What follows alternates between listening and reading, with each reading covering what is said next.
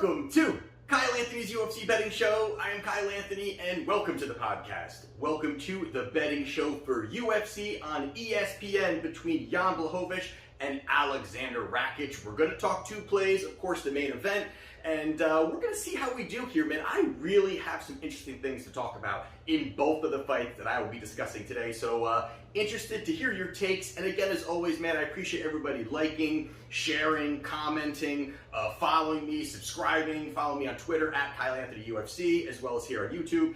I appreciate all the support, man. Everybody's great. And again, even if we disagree on certain things, we're on the same team. We're here to beat those bookies. And last weekend, we did 2-2 last weekend. Really was hoping that Gaethje would pull that out. It was, for as long as it lasted, it was a very interesting fight. But I gotta say, man, I really thought that if Justin landed that big shot, that was going to be the end. He would swarm on him. He would knock him out. Didn't think the chin was going to be there for Oliveira. But boy, he battled back in a tough situation, showed why he's the champion. So credit to him, but I loved that plus 152 number. Would have made us 1-3. We go 2-2. We move on to the next weekend. So here we are. We're going to talk the main event of the evening this Saturday night between Jan Błachowicz and Aleksandar Rakić. So like we always do, we're going to talk about 3 fights for each fighter, see what we see if one fighter can expose the other one, and if the line makes sense to place a wager. So the first person we're going to be talking about here is Jan Błachowicz. Right now, he is plus 160. We've got on the other side, we've got Rakić, who's minus 190. The lines have been moving here. Looks like money's been coming in on Rakić for quite some time now, so it's been ticking up. So again, minus 190 on Rakić, plus 160 on Błachowicz. So 3 fights ago, Jan fought Dominic Reyes. This was an interesting fight here because you got 2 guys here that big power punchers, Reyes with the whole thing was going on with John Jones, and really a lot was kind of, his star was really starting to blossom there. It was really starting to kind of get things going for him. Looked like he was going to be that next big fighter within the division. And this was early where there was a fight where both of these guys kind of were calculated. They weren't really firing. They both kind of stood on the outside a little bit. They both respected each other's power. And I think the one thing and the weapon that I really liked that Jan was using was that left body kick. I mean, he was landing it, and not only just landing it, but landing it with massive power. I mean, I think he landed a few of them early, and you saw on the side of Reyes, he had a big black and blue quickly, within minutes of that first round. Interesting to see the power that he could put behind that, but they both kind of landed in that first round. Going to that second round is where they both let it loose, let it going, and that's really, I think, Jan finds a lot of success, and that's what he likes to do a lot, is pull out some of the attacks from his opponents. He likes to be the counter-attacker. He likes when guys are firing at him. He's able to kind of dictate the pace by countering, moving out of the way, throwing a leg kick. He wants to have those opportunities to open up his offense off of the counter, and that's what he did in this position. Reyes started firing. He landed, Jan landed a couple nice big shots, hurt him, dropped him, fight over in the second round. In this fight here, there wasn't as much to break down just because first round really wasn't too much, and second round, they kind of went balls to the wall there, and then that's where Jan ended up having a lot of success there. But the countering of Jan, very beautiful in that fight there when they finally decided to really kind of go for it in that fight. So Jan goes out there and gets a knockout victory in the second round. And then 2 fights ago, he fought Israel Adesanya. Now, this was a very interesting fight. And when you look at this here, I think a lot of people talk about this fight as, I guess you could say, hey, people are kind of saying, hey, Jan used his takedowns. That's how we beat Adesanya. He took him down and kind of laid on him, and that's how he won. If people are saying that, they really need to rewatch this fight again, because really the first 3 rounds, there wasn't really any takedowns. It really wasn't much clinching. It really wasn't too much of any of that.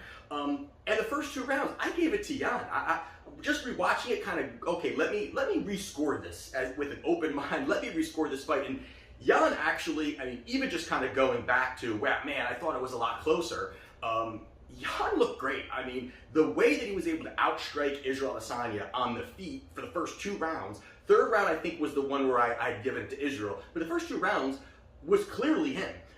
Maybe not clearly. Maybe I should take it back. But I thought it was him. He was outlanding, countering. And even the fact that Israel, I think, was very, very worried about the takedowns. I think that opened up a lot of offense for Jan. I think that really helped him kind of, hey, you know, Israel does not want to be on his back. That allowed Jan to kind of dictate the pace. But the one thing I thought that was fantastic was how well he checked Israel Adesanya's leg kicks. I thought that was great. I mean, the way that he, you know, it's not that Israel has these powerful leg kicks, but I think what he was able to do was a guy who could really throw some snapping kicks. He was able to go there. He was able to, you know, check the leg kick and then fire a shot. And I think that even pushed Israel back further. Didn't want to, you know, it kind of took him out of his game right away. And even in, you know, in that fourth and the fifth round is really where Jan kind of, you know, was deeper into the fight, and that's where Jan started to utilize the level changes. And the one thing when you listen to these fights, I mean, when you watch these fights, don't listen to them, because this was one where you had Joe Rogan, you had Daniel Cormier. I mean, everybody in the first 3-4 rounds, they're talking about Israel Adesanya like he's dominating this fight. I mean, it was really mind-blowing about how one-sided, and I know a lot of that goes on with Joe Rogan, but really it was bad, I thought, in this fight, where they're talking about his feints and this and that, while Jan's just kind of chipping away on the scorecards, landing some shots, you know, blocking the leg kicks, you know, just doing a really good job out there on the feet. Gets the decision victory here, but again, this was not one of those fights where you saw Jan just, you know, the takedowns, utilizing top control and getting the victory. I think he did a lot of great things there, but he goes out there and gets the decision victory over Israel Adesanya. So you have it there. The most recent fight is where he fought Glover Teixeira. This one here is an interesting one here, because I think this is actually a very tough stylistic matchup for Błachowicz, I believe, in this spot here. And right away, you saw Glover went for the takedowns. He did not want to, he wasted no time. He went for the takedown, got top control. And that whole first round was all Glover on top, you know, working from top position, ground and pound, trying to submission hunt a little bit, making it dirty. And the one thing I thought that Glover did great was he kept Jan working from the bottom. He did, you know, and they kind of talked about it a little bit, the announcers were talking about it a little bit too, was where he would just, you know, hands on him, landing shots, you know, keeping his head, you know, positioning right, pushing on him, keeping Jan working. And when I got into the second round, and Jan kind of held on there, he didn't want to deal with it, they finally started firing in that second round, is where Jan wanted, I don't want to be any part of the bottom. And then once again, Glover, as good as he is, was able to get the takedown, you know, selling out on these takedowns, knowing I don't want to stand and bang, I'd rather go for the takedowns. That's where he's at. His chin's been iffy. He gets the takedown, he worked to back, he gets the submission victory over Jan Błachowicz. Glover gets the victory there, second round submission.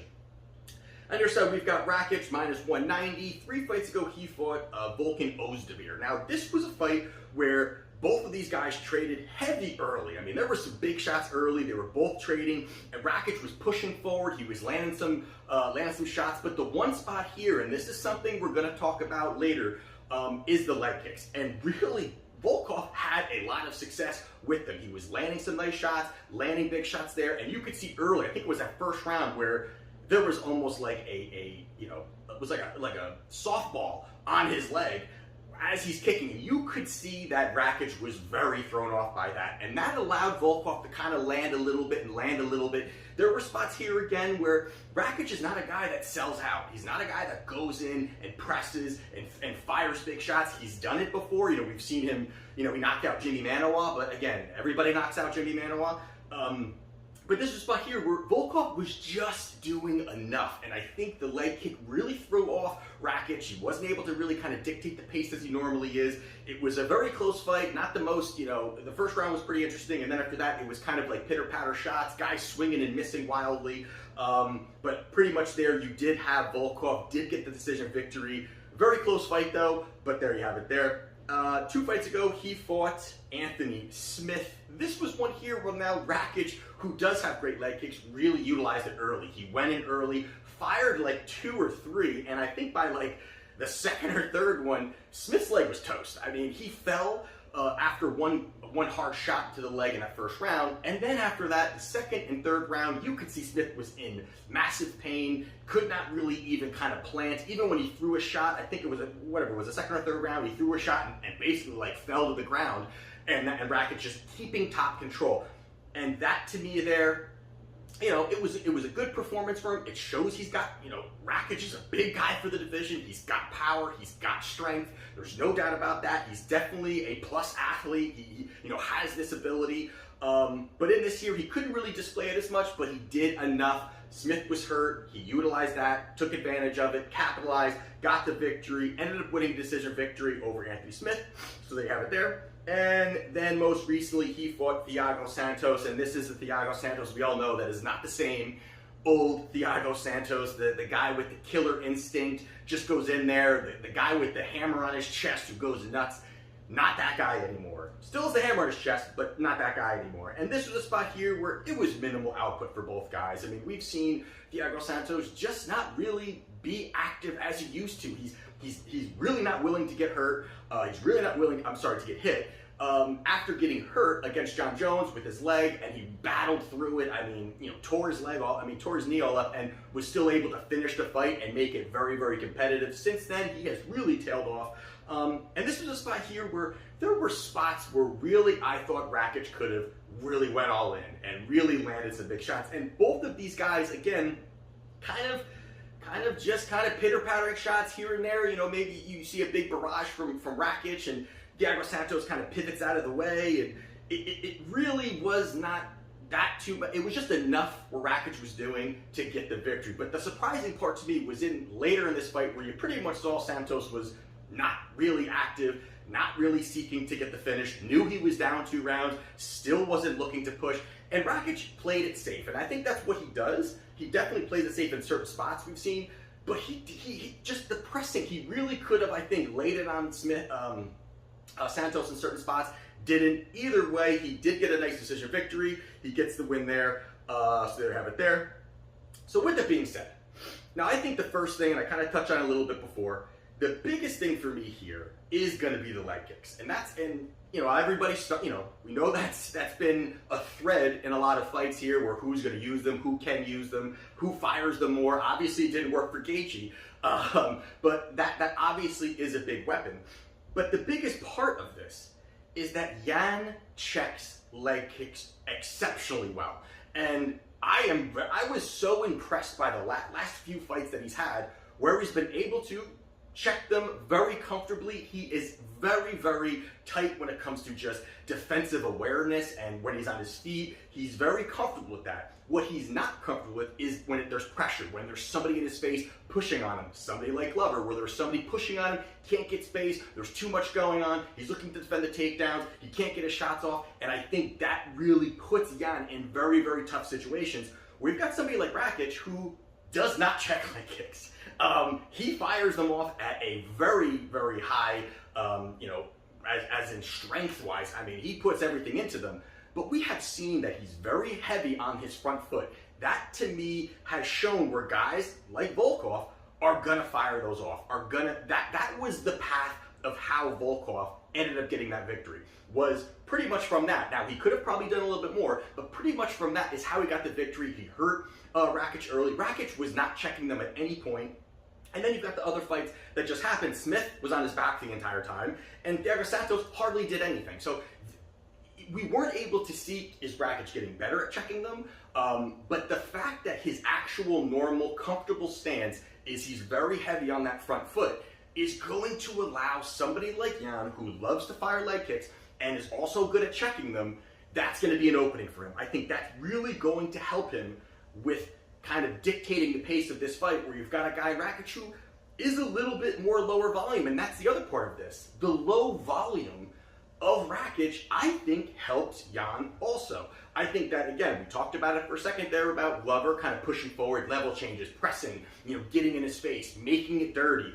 Jan is not as comfortable with that. Now, he can be good at chaos. We've seen him knock out a bunch of guys, some guys with some iffy chins in there, but we've seen where, that's been the uncomfortable part for him. I think that this helps, where Rakić is not a guy who's really going to be pressing forward, who's going to be pressing all this volume out, who's going to be landing big shots. There's going to be a lot of rounds. I think if this fight is going to continue to go into later rounds, there's going to be rounds where they're going to be fairly close. And obviously, it's going to depend what's going to be happening, but I think that the leg kicks, mixing with the low volume of Rakić, is really going to present opportunities for Jan because he's going to have limited pressure. He's going to be very comfortable in that position, and he's going to be able to kind of have what he's done. Same thing where he fought Israel. Israel kind of stayed at range. He was able to work very comfortably. Israel didn't have big volume either there. Someone like Reyes, the same thing. Reyes volume was not not a very big volume, but he was able to kind of once it happened, he was able to chip away, find the big shot, get the finish. That's the kind of thing I think this is the fight that kind of could happen in this spot there, and the fact that Rakić is very risk averse. He's just a guy who is not willing, even if it's a spot where there is maybe some opportunity for him to kind of advance his position or throw more volume. He doesn't. Not that it's a bad thing because he's getting victories. He's beaten some very good fighters. There's no doubt about that. But it opens the door for a guy to kind of come in like Błachowicz and have the opportunity to be very close with strikes and also have that opening where he has the offensive shots to throw leg kicks and be able to check them coming back. The other part of this is a lot of people are talking about, hey, Rakić is going to get these takedowns. He's going to get a takedown. He's going to do, we saw Glover do it. We cannot put Glover and Rakić in the same category when we're talking about grappling. Definitely not in the same category. As in, again, if you're talking on the stand-up and all around, Rakić is definitely a well-rounded, when it comes to strength and age and all of these things. Yes, I think that Rakić is there. But we're talking about grappling. I don't really see Rakić being this guy who's going to rip easily get Jan down. And you've got a situation here where the success rate of both of these guys, you've got Rakić has a 25% takedown success rate. Jan has a 53% takedown success rate. I think this is a spot where Jan may be looking for the takedown. He may try to press it on his own and get that going. So I think that also is another opportunity for him here. Now, the biggest downside, I think, of Jan is obviously the age. Now, that to me here is the biggest problem here is he's getting up there in age. We're talking about 40-year-old guy, pressing up into that age. Is his skill set going to be there? Coming off, a title loss, and there are some. That's definitely why this is where this is priced. But if he is just where he has been, if he is definitely declined massively over these since his last fight, okay, we're gonna lose. But I think this is the spot we're talking about at -190, +160. This is a spot where I like Jan Błachowicz to get this done here. Now, this is not a massive play for me here, but this is definitely going to be a play because I just think that a lot of people are really, Rakić, again, is that guy. Now, if this line was closer, if you're talking -130, maybe I would be talking about Rakić on this spot because I think that, again, the youth is there. There are some things. But at this price here, we're looking at it. I really think Jan Błachowicz +160 is a good price. I think there's paths for him here. I think the leg kicks are going to be there. And I think that he can definitely go and check the leg kicks of Rakić, implement his game plan, press forward. So I think that the former champ gets the job done. Jan Błachowicz gets the victory at +160. And the other fight we're going to talk about is a Marvel Comics dream. It's the Incredible Hulk versus Superman, and I am talking about Ian Cutelaba versus Ryan Spann. Now, this fight here is an interesting one here because we've got Cutelaba, he's -225, and then we've gotten the comeback, Ryan Spann. Did I say that right? Ian Cutelaba -225, Ryan Spann +185. Now, this one here, obviously, we've got both these guys. They're heavy-handed. I'll go over this one a little bit quicker here. They're both heavy-handed. They both got power. Okay, that one being said. Biggest thing here, the biggest part of this fight for me here is the first round. That is where we're gonna find out who's gonna be the winner, I think, in the first round. And now I don't mean by there's gonna be a finish, which is very possible. But we have seen Ian Cutelaba, the way he fights, he is balls to the wall, all in, 100% in that first round. Now, he also does not have great cardio. So we have seen a guy like him go out there, get an early finish, press forward. We've seen him get finished in the first round. We've seen him press, big time, all out. If he can get you, he's going to try to get you in that first round. He's going to try to 10-8 you. He's going to try to finish you. He does not really look to, hey, I'm gonna, be economical with my energy and look to get to the later rounds. He's the Hulk. He looks to smash. That's all he's looking to do, and that is definitely a path for him. but the cardio is an issue. Now, I'm not saying that Ryan Spann is Mr. Cardio by any means, but if he can get past that first round, obviously a lot of things can change for Ryan Spann in this spot here. And we've seen, you know, in past fights with Cutelaba, one of his fights against Dustin Jacoby, he 10-8'd him, and then he lost the next 2 rounds, and he almost barely got through some of those rounds. So there are opportunities for him to go out there and have success. And I think, and obviously dramatically it goes down in the second round. I think that is, but I think the spot here for me, if I'm, again, looking at how this fight could play out, mostly, obviously Cutelaba goes crazy in that first round. I don't really think that there's anything else that he's going to do. I think he's going to go crazy. But I think Spann is the guy who's going to look for the grappling, who's going to look for the takedowns. He's not going to want space. He is not going to want space early. He's going to look. He's going to know Cutelaba is going to be going crazy. And he's got to know he's got to clinch up, get this guy wrestling, get this guy working early, start to slow him down, and look to get opportunities in the second and the third round. Whether he wins the first round or not, this may be a good live betting spot where Cutelaba may look absolutely amazing in the first round, and into that second and third round could be where Spann finds some success and could have the chance to have an opportunity to get the victory. But I think that first round is an opportunity for him to kind of work some wrestling. And then in that second and third round, he's got a 4-inch reach advantage. I think he starts to use some of that. I think that really is going to help him over those next 2 rounds when Cutelaba slows down. We've seen him in past fights. He slows down. Once he gets to that second and third round, he's still just cocking back and firing a big hook or kind of sloppily clinching up. Now, if Spann can kind of just keep it together, at this price here, this isn't dog or pass completely for me. I don't really see any way that you can quantify the minus 225 with Cutelaba, even if Cutelaba knocks him out in the first round. I think that once there's some space into that second round, that third round, that is where Spann can have success. So if he can kind of survive that first round, which is going to be, I think, kind of crazy, I think that helps him there too. And, again, we've seen Cutelaba make terrible decisions in many of his past fights where he just makes horrible decisions, where he's either looking, he's giving up a position just to kind of fire one big shot, or the stupid stuff that he did where he pretend like he was hurt. There's a lot of things that he's done there where I think Spann can find an opportunity. He's a big guy. He's not going to be an easy guy to take down. He's a big, strong guy. So for me here, I like Ryan Spann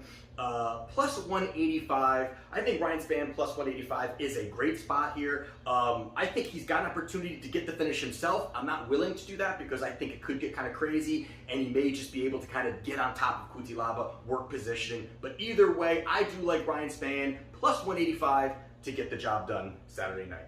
So there you have it. Those are my free plays for UFC on ESPN this Saturday night. If you want to check out my client plays, link down in the description. And again, I appreciate everybody who's subscribing, liking, commenting on all of my posts and everything else.